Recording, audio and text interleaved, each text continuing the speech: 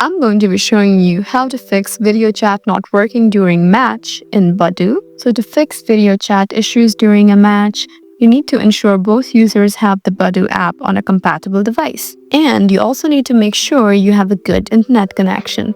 Verify your Wi-Fi or mobile data connection is stable.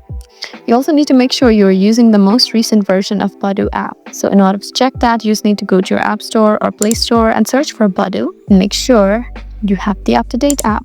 You can also try closing the app, then reopen it again to start a new session. If it's still not working, then sometimes a simple restart can fix temporary glitches. So just try restarting your phone or tablet to refresh network settings and the app's performance. Video calling is only available on the Badoo mobile app, not the website, so make sure both of the users have the app. So in these ways, you can successfully fix video chat not working during match in Badoo. I hope this video was helpful for you. Please leave us a like and drop us a comment down below, and we'll see you again in our next video. Thank you for watching.